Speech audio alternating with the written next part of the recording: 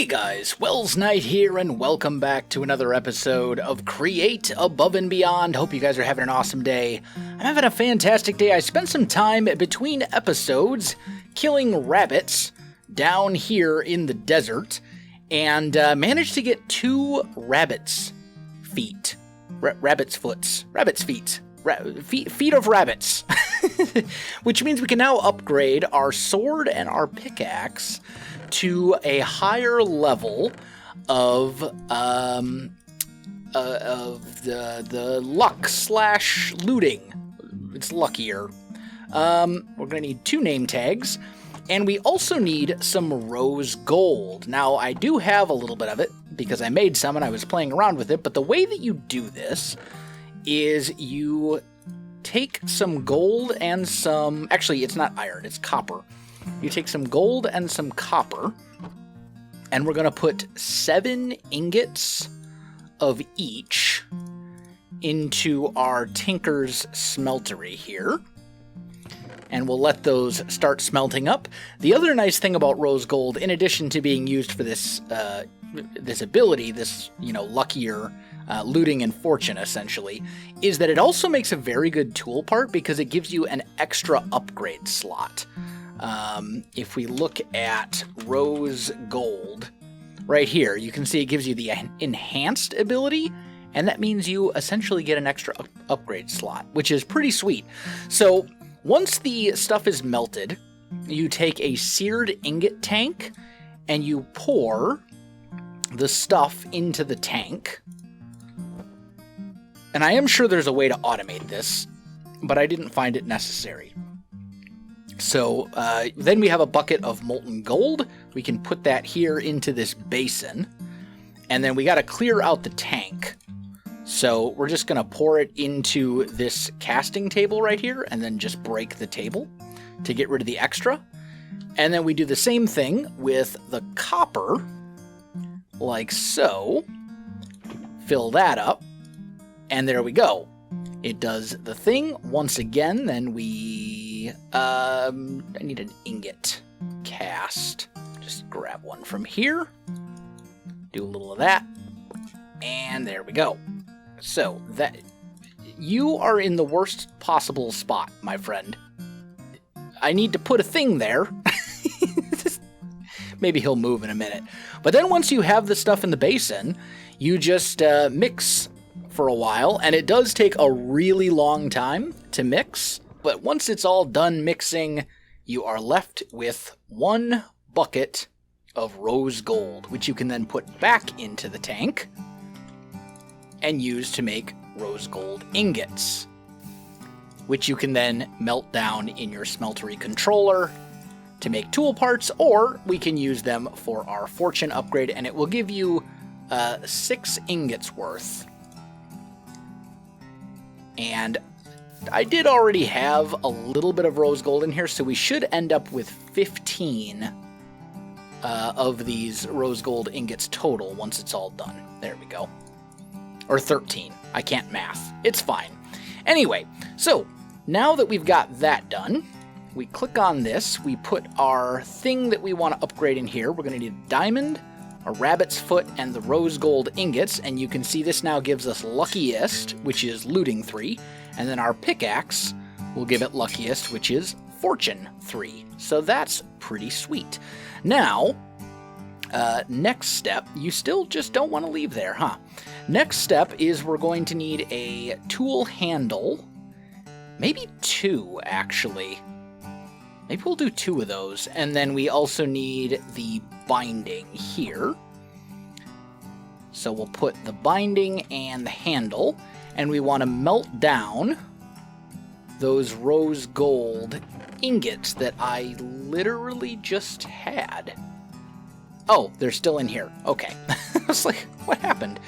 So we're going to need 6 of them to be melted down so we can turn them into tool handles and all that kind of good stuff, because we're going to want a lot of different enchantments on our sword. And we're going to want at least 1 more upgrade spot on our pickaxe as well.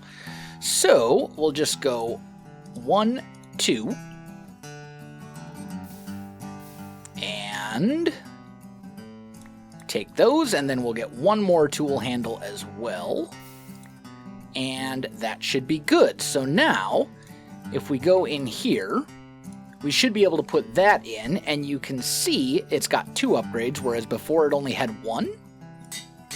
And then the sword, it had no upgrades? It's got 1 upgrade here, and now it goes to 2. And then I think we can go... can I do 1 more that way? No, because the sword is made by using a tool handle.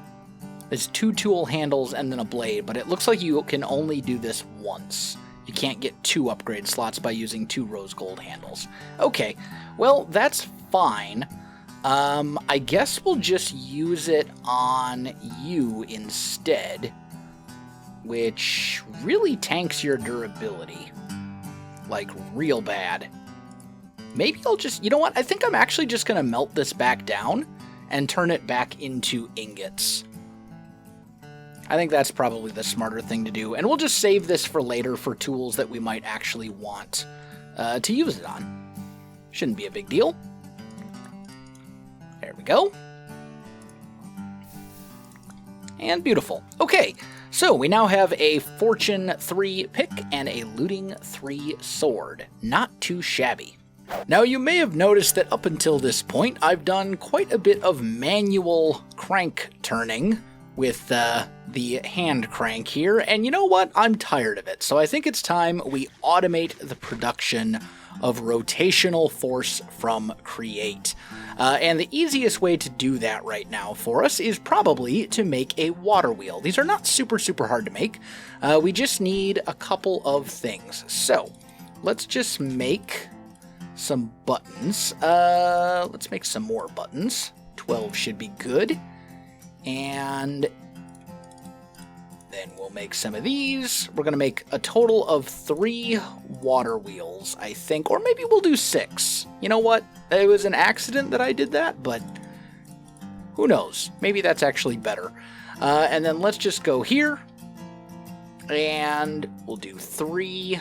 Although it wouldn't actually be a bad idea to have a couple of these large cogwheels sitting around anyway. And while I'm at it, let's also make 1 more batch of the little guys. So that should be good. So basically, what these do is they rotate and they generate rotational force as long as they're hooked up to something that, you know, can take advantage of it. So we'll have to hook them up to a gearbox or something along those lines. I think I do need to get a couple other things together, though, so let me do that real quick. Alright, I think I've got everything I need to get this all set up. So I've created a little platform area over here, and this is where our water wheels are going to go. Let me grab this water bucket. And I probably don't need that anymore. So, we will plop down our water wheels, just like this. Then we want to put a bucket of water there. We do have plenty of water around, thankfully. So we go there, here, here. And then from there, it should be a fairly simple matter of going, let's see, glass. So you put one here and here. And then the last one should be able to just go on top, I think, for each of these. And we'll see how this goes, but I should be able to go 1 and 2. And there we go. That should now be spinning, and then we just want to do the same thing for this one as well. Just need 2 more water buckets. Put 1 here. And 1 there. There we go. So these are now all spinning. And I believe there's like some goggles or something I can create. Aren't they like engineer's goggles? Yeah, how do I make these? A golden sheet, a string, and some glass. I should probably make those because those are going to tell me how much rotational force I'm actually making.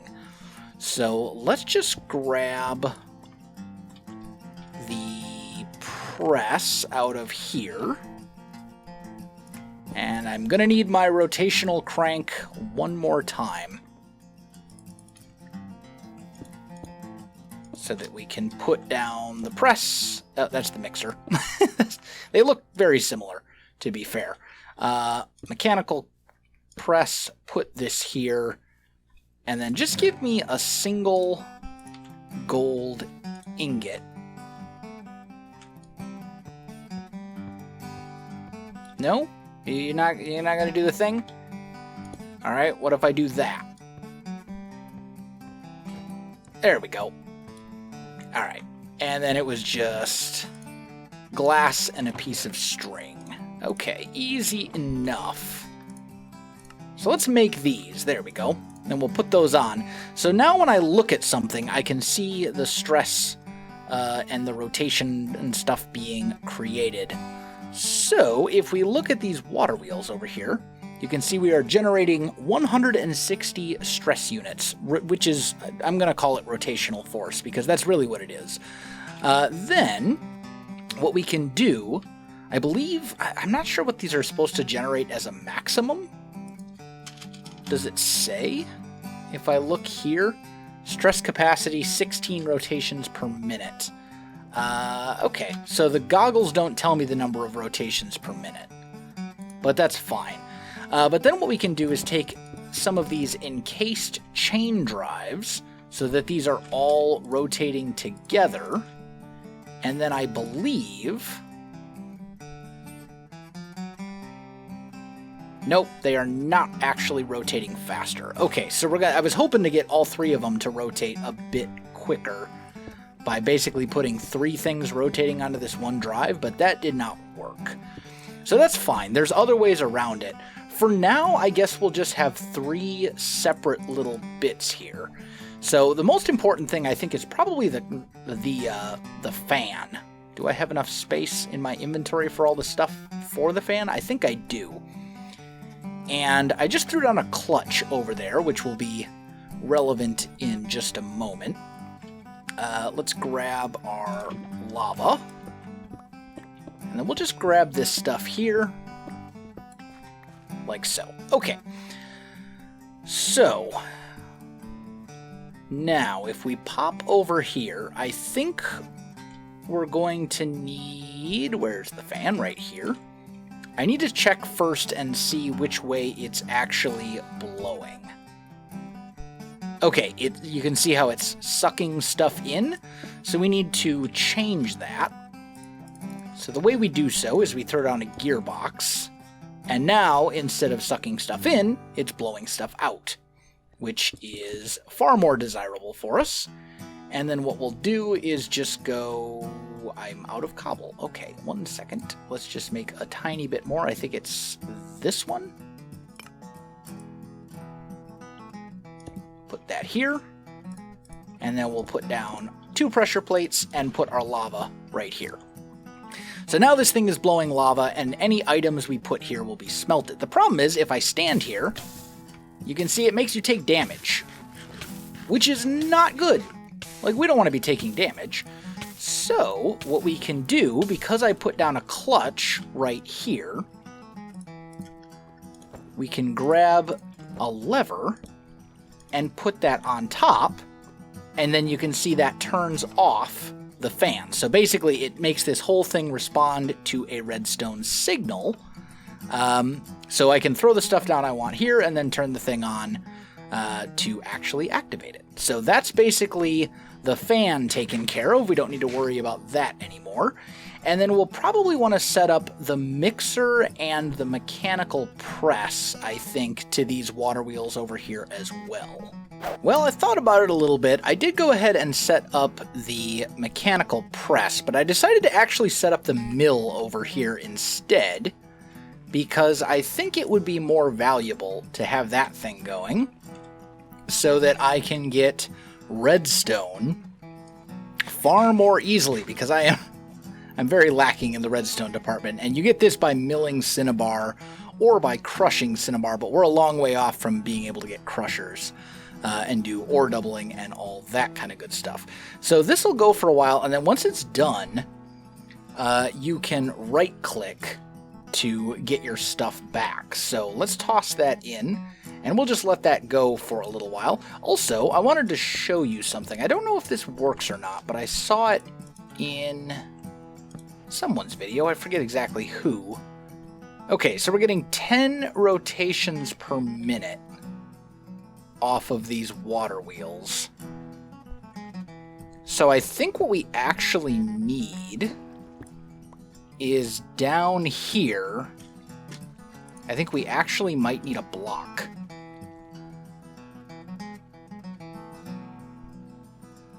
Oh, and I need to put my gearbox back. And now we are back up to 10 rotations per minute. So that made 0 difference whatsoever. Okay. I was thinking that maybe, just maybe, it would actually matter. But it says we can get up to 16 on these water wheels. However, I have water flowing on every side of it, and we're only getting 10. So, I don't know. Maybe the gearbox is slowing things down, or maybe I'm doing something wrong, but definitely doesn't look like we're getting our full amount. I was setting up the mixer over there, and I just figured something out. It actually matters pretty significantly which way the water wheels are facing. So if you look at the water wheels, you can see there's kind of like these little almost fins, and if you basically want them to be going backwards, like as if they were like aerodynamic or something, if they're going the other way, you rotate much more slowly. So now, if we check on... Oh, I left it. That's fine. We can use the setup up here. But I think we will be rotating way faster now with essentially the same setup. The only difference is I just had to change the way that the water wheel was facing. So if we pop this down, yeah, now we're rotating at the full 16 instead of 10. So that's way better. Now that I've got that all taken care of, I think it's time to start thinking about our expanding and upgrading and getting some new tools and things. So you may have noticed I already made myself the broad axe, which can chop down a whole tree at once. And I want to go ahead and make myself a hammer as well. And I'm not entirely sure if I do one of these that has 4 upgrades. Okay, and then for comparison, actually, I need, we'll say 8. Let's toss these in. And let's just see if having the extra large plate made out of rose gold actually works. Okay, but there's our 8 ingots. Let's go ahead and just make an iron plate here. And we'll just see what we can get. There we go. Okay, so making it out of you, if we go here, hammer, so that gives us 4 upgrades. That gives us 3. Okay, so it does appear to be worth it to go with the 2 rose gold plates, and then cobalt head and iron handle, because that gives it a bunch of extra durability. So that seems pretty good. And then what we'll do, we care about really just 2 things with this. We care about speed, and we care about the durability. Those are really the only 2 things we actually care about. So we'll pop over here to our mill. I'll grab all that redstone, or at least a lot of that redstone. And now I should be able to upgrade this thing essentially to haste. I can put haste and all that kind of good stuff on it right away. We'll grab 1 emerald, 1 diamond, throw that in here. This will max out the haste. Throw a diamond on there and an emerald on here. And now this thing has 7,000 durability, haste, and all sorts of good stuff. So this thing can now mine, pretty quickly. Just to give you an example, we can mine out a fairly large area, just like that. It'll mine a 3x3, and it's pretty quick. So this is going to be great for mining and for clearing out large areas, which I also definitely care about, because I think I want to put the majority of my main base underground. There are so many benefits to building underground in modded series like this, because you end up with so many wires and cables and things like that you want to hide, and that's super easy to do underground, because you really only have to worry about one side. You only have to worry about making the side that is actually facing the interior look pretty. Everything behind the walls, who cares? And the other benefit too is it's infinitely expandable. We can expand forever and not have to worry about it at all, because we have infinite space. When we need more space, we just dig a new area. So the hammer will come in handy for sure. I probably want to get an excavator as well, but I think I can hold off on that for the time being. So I think what I'm going to do is dig a little area underneath here and just kind of dig out some space for storage.